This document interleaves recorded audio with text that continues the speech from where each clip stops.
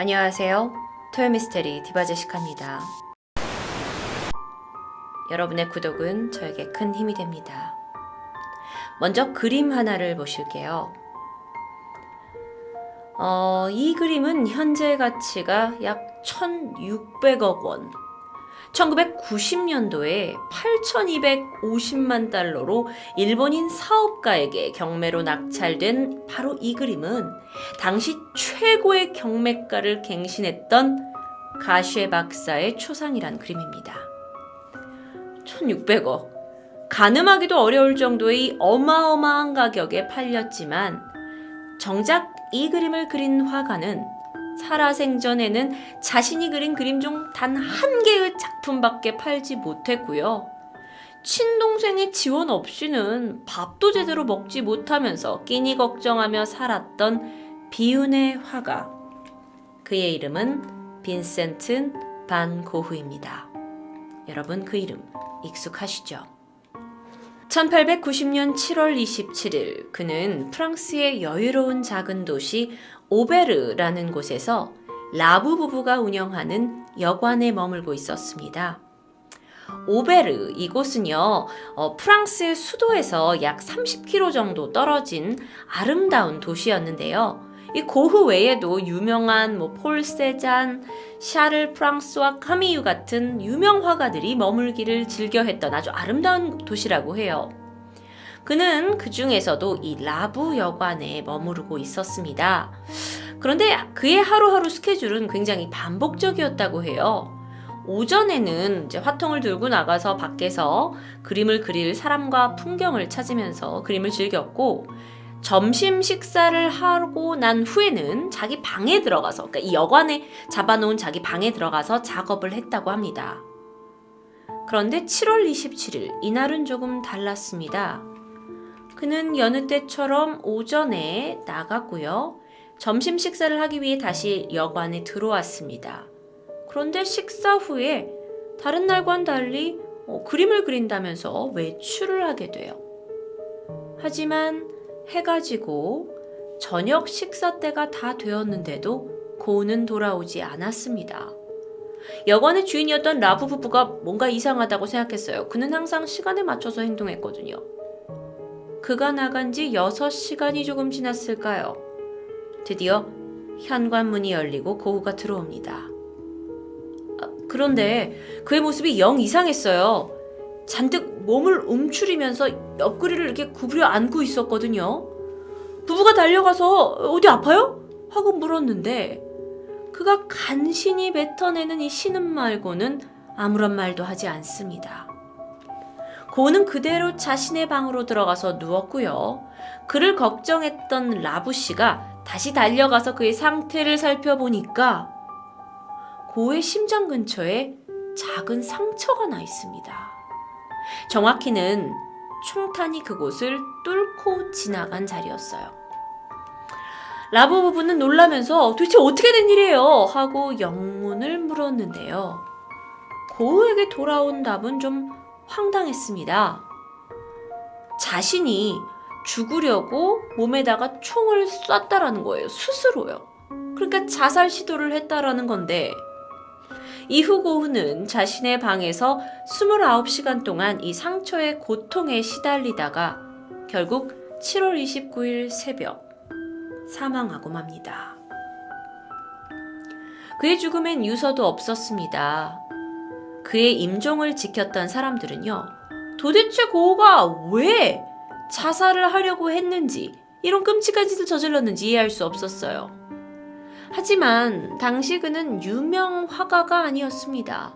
그래서 그의 죽음은 그렇게 세월에 묻히는 듯 했죠. 이후 127년 동안이나 고흐라는 화가는 가난했고 외로웠고 정신질환에 막 시달리다가 귀를 잘랐고 37 나이에 자살한 그 화가잖아요. 이런 천재 화가로만 우리에게 알려졌었죠. 자, 그의 실제 삶을 조금 살펴보도록 하겠습니다. 그는 실제로 어떤 삶을 살았을까요? 그는 자신의 귀를 잘랐어요. 그리고 그걸 지인이었던 매춘부 여성에게 선물했다고 알려져 있고요. 뇌 질환을 겪어서 가지고 자주 발작이 일어났어요. 이것 때문에 괴로워했죠. 이에 정신불안증까지 더해지면서 정신병원에 입원을 해서 치료를 받기도 합니다. 치료 기간 동안에는 이 자신의 화가 활동을 동생이 계속 지원해주고 있었거든요. 근데 보니까 내가 그림은 그리고 있는데 그림이 팔리지도 않고 동생은 계속 돈을 대주고 있고 내가 집만 되는 게 아닌지, 성공은 왜 못 거두는 건지 자신의 처지를 이렇게 비관을 해서 유화 그릴 때 사용하는 테레빈유를 그냥 마셔가지고 자살을 시도한 적도 있습니다. 사실 좀 그의 삶은 좀 우울하고 침울한 부분들이 분명히 있었어요.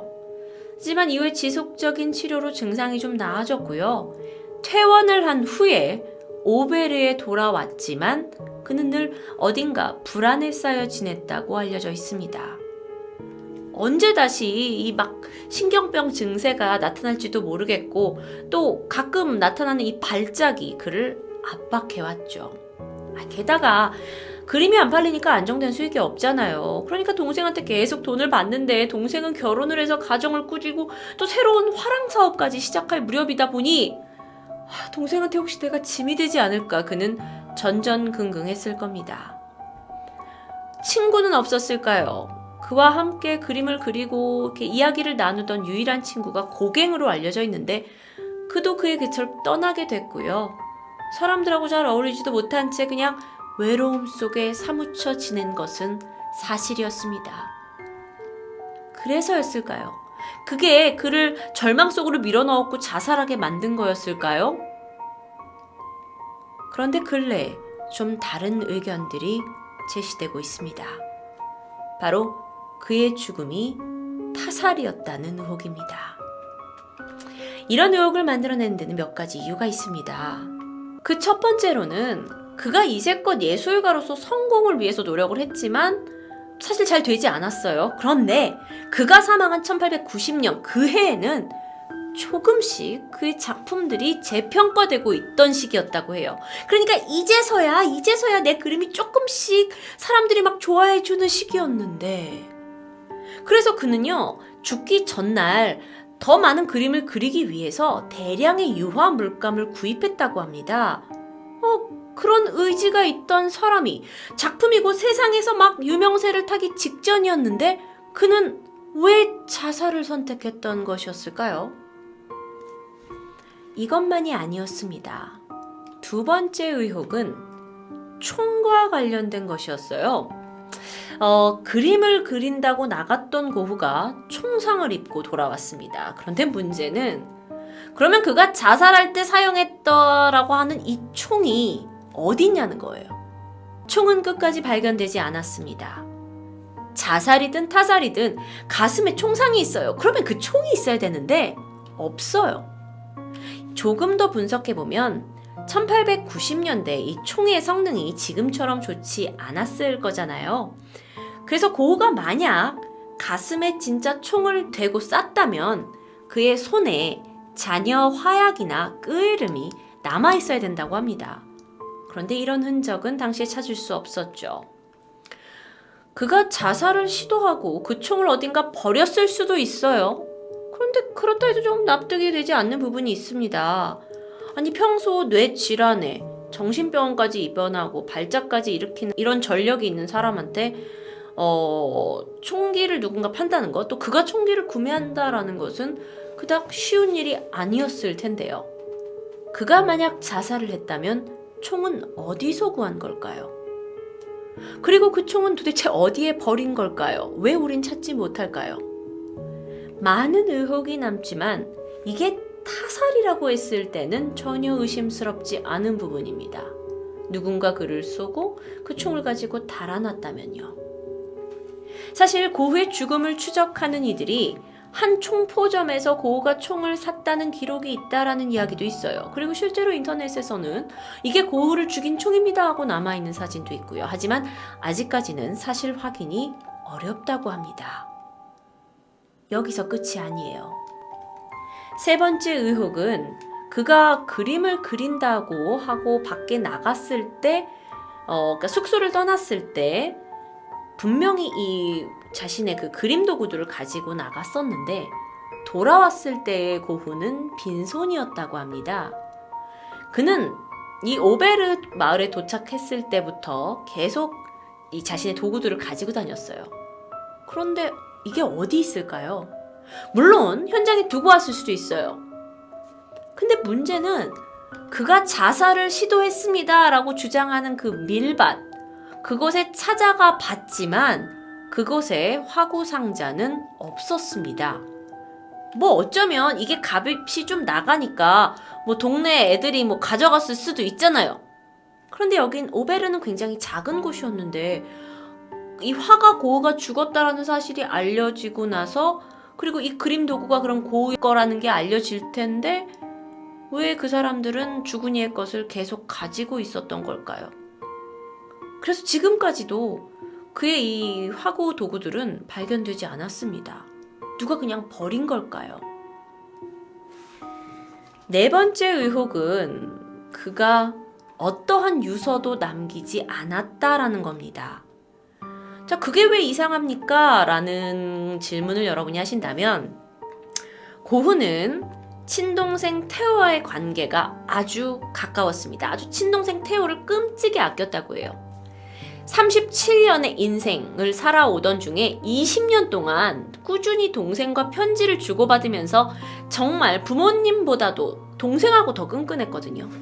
그런데 그런 동생을 한순간에 저버리면서 그에게 한마디 말도 남기지 않고 자살을 선택했다? 그게 이상한 겁니다. 자, 여태까지 여러분이 들어오신 이 의혹들, 아니 자살을 할 동기가 어딨어? 총은 왜 없는 거야? 그림 도구는 왜 어디 갔어? 유서도 없잖아 정도였다면, 사실 현대 과학이 발전하게 되면서 그의 죽음을 타살로 의심할 만한 또 다른 핵심적인 증거들이 발견됩니다. 바로 총상이었어요. 총상의 이야기를 좀 해볼 텐데요. 현대의 법의학자들이 강력하게 지적하고 있는 증거는, 아니 도저히 자살로 보기에는 일반적이지 않은 이 위치입니다. 자, 여러분 생각해보세요. 보통 사람들이 자살을 하려고 할 때 어떻게 하죠? 드라마나 영화에서 본 기억이 있으실 겁니다. 대부분 관자놀이나 또는 입 안 또는 목 아래에 총을 쏘는 장면을 많이 봤을 겁니다. 그런데 고흐는 왼쪽 갈비뼈 아래, 그러니까 심장도 아닌 갈비뼈 아래에 총상을 입습니다. 게다가 오른손잡이였던 그가 여기를 썼다고 하기에는 조금 어색하고 불편한 위치였어요. 정말 죽으려고 했던 사람이 여기다가 총을 쏠까요? 게다가요, 이 총알은 등뼈 근처에서 발견됩니다. 이게 왜 이상하냐면 이게 쉽게 납득이 되지 않는 부분이에요. 왜냐면 자신이 직접 몸에 총을 대고 쐈다면 아주 가까운 거리에서 쐈을 거예요. 이렇게 멀리 떨어지지 않았을 테니까. 그럼 몸을 관통합니다. 여기서 땅 쏘면 몸을 관통해서 등 뒤로 총알이 튀어나가죠. 그런데 총알이 몸을 뚫지 못하고 등뼈에서 발견됐다는 건 최소 총이 50cm 정도가 떨어져서 쏜 것으로 분석됩니다. 즉, 이 총상의 위치로 봤을 때 누군가 그를 죽이려 한 정황을 우리가 예측할 수 있다라는 거죠. 의혹은 여기서 끝나지 않습니다. 그가 자살 시도를 했다고 주장하는 곳에서 이 라부 여관까지는 약 1.6km 정도의 거리입니다. 그러니까 총상을 입고 자살을 하려 했는데 총상을 입었는데 죽지 않았어요. 그래서 그가 걸어서 1.6km를 돌아왔다라는 건데, 이미 죽기로 마음먹은 사람이 왜 총상의 고통을 견디면서 집까지 들어왔을까요? 만약 그가 자살을 결심한 거라고, 총도 구입했어, 자살을 하려고 했던 거라면 자기 방에서 죽었으면 더 쉽지 않았을까요? 어차피 방에서 죽음을 맞이했으니까요. 상식적으로 쉽게 이해가 가지 않습니다. 그러다 보니 그의 죽음에 관한 의혹들이 연구되면서 여러 가설이 나왔고요. 그 중에는 의문점을 해소할 수 있는 가설이 하나 있기도 합니다.